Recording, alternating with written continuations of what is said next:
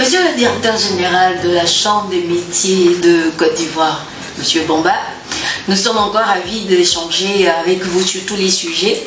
Nous avons parlé de la Chambre, nous avons parlé de métier, nous allons parler maintenant d'assurance. Nous sommes amenés à vous poser la première question de savoir quelle est l'idée que vous avez vous-même des assurances. C'est une question qui est pertinente. En tout cas, de par ma fonction, de par le niveau que j'ai aujourd'hui, au niveau non seulement de la chambre, au niveau de mon entreprise, pour moi l'assurance c'est vraiment important. Tout à fait. Voilà, de ma mémoire, j'ai vu quand même les assurances déjà sauver beaucoup de vies. Et même quand on va dans le domaine médical, nous avons beaucoup vu qui traînent des maladies chroniques. Tout à fait. Et sans assurance, je ne crois pas que nos familles Tout à fait. En Afrique puissent supporter les soins. Tout à fait. Ça, c'est seulement au niveau médical. Mais au-delà de ça, il y a beaucoup d'assurances obligatoires, mais qui ne sont pas suivies. Quand vous prenez par exemple des mécaniciens qui sont des artisans, quelqu'un vous envoie un engin aujourd'hui, une voiture Porsche ou une voiture Maserati, et que vous endommagez, vos revenus ne peuvent pas vous permettre de couvrir. Tout à fait. Donc pour moi, l'assurance est très importante. Très important. Et vous comprenez bien que c'est pour ça que la Chambre nationale des métiers s'intéresse beaucoup au salon des assurances. Tout à fait. Voilà, Tout à fait. et là, c'est pas la première fois que je vous reçois, c'est toujours avec un plaisir renouvelé que je sente quand même qu'il y a une dame qui se bat pour la cause publique. Merci beaucoup. Et ça, je voulais que vous soyez vraiment, je voulais profiter de votre antenne pour vous féliciter. Merci Et beaucoup. vous remercier pour ce travail qui est vraiment abattu, qui pour nous bénéficie en grande partie aux artisans de Côte d'Ivoire.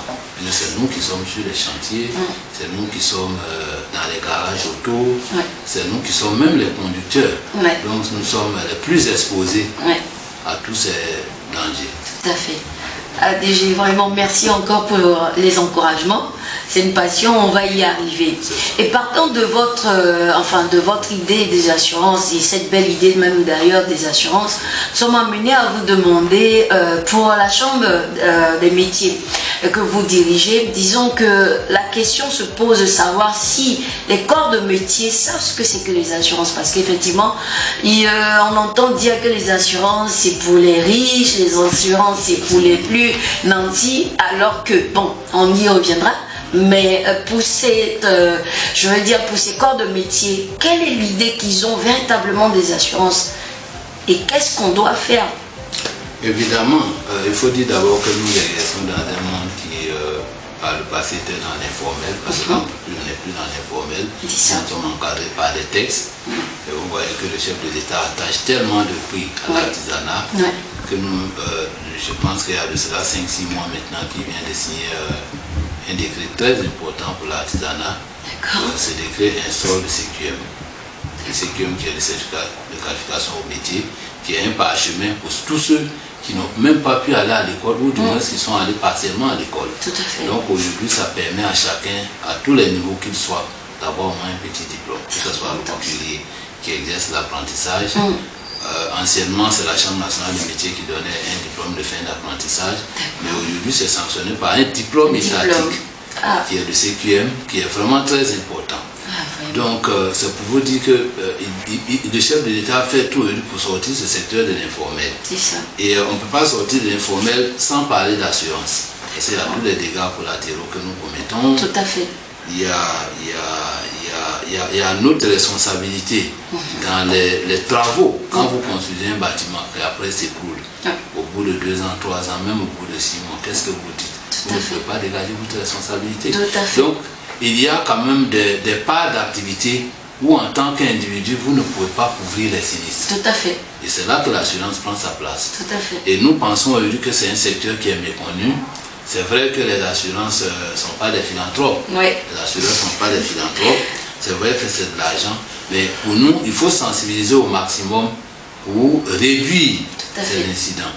Et nous avons écrit tout récemment à la direction générale des assurances pour qu'il y ait un atelier. Un atelier qui va déterminer qui va expliquer les assurances obligatoires. Donc pour moi aujourd'hui, c'est de sensibiliser au maximum. Il faut vulgariser, il faut que vous allez sur le terrain, parce que certains disent oh non, les assureurs c'est des escrocs. Non. Il y a eu quand même des courtiers, parce que souvent aussi, dans le cadre de votre exercice, il y a, les courtiers, souvent, ils veulent de l'argent. Donc même, ils n'expliquent pas bien les responsabilités des uns et des autres. Les éléments qui rentrent en ligne de compte, tout à fait. Donc nous, aujourd'hui, à travers la réforme que la Chambre nationale du métier est en train de mener, parce que je vous disais tout à l'heure, le premier pan de cette réforme-là, c'est l'identification. Tout à fait. Il faut savoir qui a droit à une assurance, qui n'a pas droit à une assurance. Tout à fait. Et à partir de là, toutes les politiques sectorielles, comme je vous l'ai dit, pourront être menées. Et nous pourrons dire au gouvernement que nous, voilà ce qu'il faut faire. Tout à fait. Vous êtes d'accord avec moi, avec moi, les prêts bancaires que nous prenons, que toutes les grandes entreprises prennent auprès des banques, chaque banque essaie de s'assurer. Mais tout à fait. Voilà, parce que personne... Il s'assure et même celui-même qui contracte aussi est assuré. Voilà, tout le monde doit être assuré. Tout à fait. Donc ça veut dire que chacun se met à l'abri. Tout à fait. Donc moi, pour moi aujourd'hui, je suis vraiment très très satisfait de l'idée de SADA. Et moi, je vous encourage et vous dis que c'est vrai, ça ne sera pas facile. Mais il ne faut pas toujours prendre des chemins faciles. Tout à fait. Il faut qu'on explique, la répétition et la pédagogie. Il faut qu'on leur explique que c'est dans leur intérêt. Nous avons vu souvent de nombreux accidents au niveau des livreurs. Des tricycles qui prennent les marchandises. Dès qu'ils accrochent un engin, tu vois le monsieur en train de fuir. Tout à fait. Il ne va pas s'arrêter, même souvent bien qu'il soit blessé. Tout simplement parce qu'il ne remplit pas les conditions. Tout à fait. L'engin n'est pas assuré. Lui-même, soit il n'a pas de moto, il n'a pas de permis. La moto a été acquise illégalement. Donc c'est tous ces faits-là que la Chambre essaie de mettre de l'ordre. Et nous, par notre fonction d'être l'interlocuteur des artisans auprès des pouvoirs publics, nous demandons au pouvoir, voilà les réalités. Et aujourd'hui, dans la réforme, l'assurance est un des pans importants pour nous. Voilà, parce que quand vous voyez qu'à longueur de journée, c'est des artisans qui sont couchés sous des camions, les motos tombent à longueur de journée, et tout ça, il faut essayer de sensibiliser. Tout à fait. Donc je vais profiter de votre antenne pour demander vraiment aux artisans d'être disponibles, et que l'assurance, ce n'est pas pour les assureurs, c'est fait pour les autres. Quand vous tuez quelqu'un aujourd'hui, vous avez beau avoir des milliards sur votre compte, vous n'avez pas l'argent pour payer une vie humaine. Ça, c'est sûr. C'est l'assurance qui peut vous couvrir, sinon vous allez en prison à vie. Donc c'est pour vous dire que je suis au nom de la Chambre nationale des métiers, de mes conseillers, du président, de tous les présidents régionaux et autres. Nous sommes très fiers et nous, en tout cas, nous ne ménagerons qu'un effort. Que cette mission-là, ça réussit. Oui, vraiment, monsieur le directeur général, nous sommes sous le charme de vraiment des mots forts que vous avez lancés tout à l'heure. Nous sommes très touchés et nous pensons que cette mission, nous allons l'accomplir ensemble.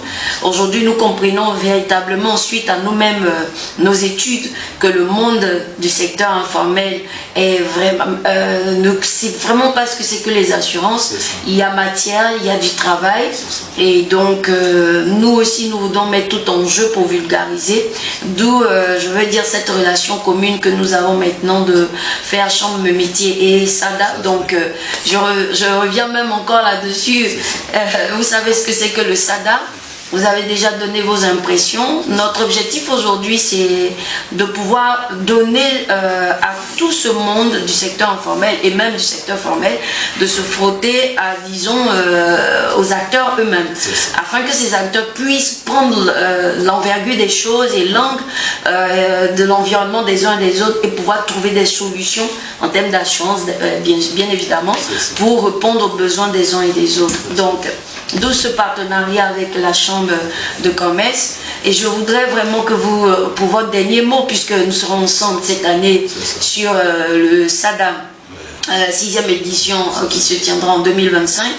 Le thème cette année, c'est la résilience du secteur informel par les assurances. Et nous voudrons avoir déjà vos impressions par rapport à ce thème que nous allons tous épurer et votre dernier mot par rapport à cette belle collaboration entre la Chambre de métier et le SADA, le Salon africain des assurances. En fait, ce n'est que des remerciements parce que pour nous aujourd'hui, tout ce qui peut ici des artisans à un certain niveau, comme je le disais tout à l'heure, leur protection, le fait de renforcement de capacité, leur épanouissement, et la Chambre sera toujours au rendez-vous. C'est pourquoi je n'ai hésité en aucun moment à prendre un stand et vous dire que nous allons convier l'ensemble des artisans de Côte d'Ivoire et même nos partenaires de la sous-région à venir prendre part à ce salon parce qu'il s'agit du Salon africain des assurances. Ce n'est pas seulement pour la Côte d'Ivoire. Et en même temps, vulgariser, expliquer, il ne faut pas qu'on se fatigue de le faire. Aujourd'hui, il faut comprendre que de plus en plus quand même, beaucoup commencent à comprendre l'importance de l'assurance. Mais il y a un autre pan de notre réforme qui prend ça en compte, c'est que nous voulons aussi bancariser tous ces artisans. Tout à fait. Parce que c'est un des problèmes aujourd'hui dans nos États qui sont très fragiles, nos États africains. Il y a beaucoup d'économies, beaucoup de pans de l'économie qui échappent à l'État. Tout à fait. Et aujourd'hui, nous pensons qu'à travers l'assurance, à travers toutes ces explications que nous sommes en train de donner, nous allons effectivement aller vers l'élargissement de l'assiette fiscale et puis sociale, ce qui permettra à l'État d'avoir beaucoup de ressources pour faire face à tous ces défis. Tout à fait. Donc, c'est vraiment un réel plaisir. Je serai toujours à vos côtés. La Chambre se basera à vos côtés parce qu'il s'agit de vies humaines. Tout à fait. Voilà, quand vous voyez des immeubles qui s'écroulent, ça fait pitié. Vous voyez des gens sous les décombres, celui qui a financé son immeuble, il perd de l'argent. Tout à fait. Les ouvriers même qui travaillaient, qui sont toujours des artisans, coulent sous les décombres. On ne va pas laisser les bras croisés. Sinon, ce serait vraiment un crime.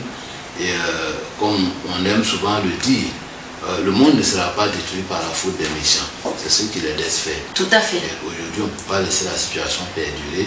On va commencer à écrire à des bailleurs qui financent de gros projets. Il y a des projets cofinancés par l'État et les bailleurs. On commence à écrire pour que les assurances soient obligatoires sur les chantiers. Oui, bien sûr. En tout cas, cette année même, parlant de chantier, de construction, le ministère de la Construction est partenaire au salon. L'idée, nous aussi, c'est de leur faire comprendre l'importance à ce niveau, puisque les gens font les constructions sans rentrer dans les normes, sans s'assurer. Et après, nous voyons toujours des victimes qui sont délaissées pour compte.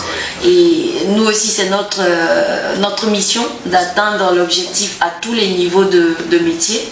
Et on a commencé avec la Chambre de métier. Nous sommes sûrs que nous allons atteindre l'objectif. La Chambre a toujours gagné. Toujours.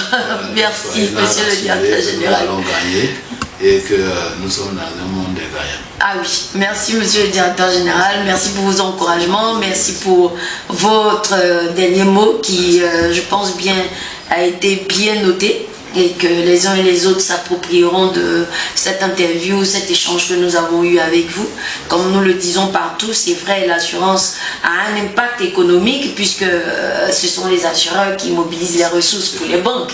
Ce sont les assureurs qui font les emprunts obligataires, mais aussi les assurances ont un impact sur la population, sur tous les corps de métier, dans le sens où quand ils couvrent ces personnes de tout ce qui est risque de vie, vous êtes d'accord avec moi que quelqu'un qui est couvert est quelqu'un qui est stable. Donc un individu stable pour son environnement est un individu stable pour son pays. Donc je pense qu'il faudrait qu'on ménage tous les efforts à tous les niveaux pour qu'on puisse atteindre cet état d'esprit, pour que les uns et les autres puissent profiter tant des assurances, mais que notre pays aussi puisse avoir son impact économique. Vraiment, je vous remercie, monsieur le directeur général, d'avoir la même vision que nous. Nous vous félicitons aussi pour vos missions, votre vision, vos actions déjà que vous êtes en train de mener dans ce sens, et nous pensons que nous allons gagner comme vous avez dit. Merci encore, je vous souhaite de passer une très bonne journée et à très bientôt. C'est un plaisir. Merci.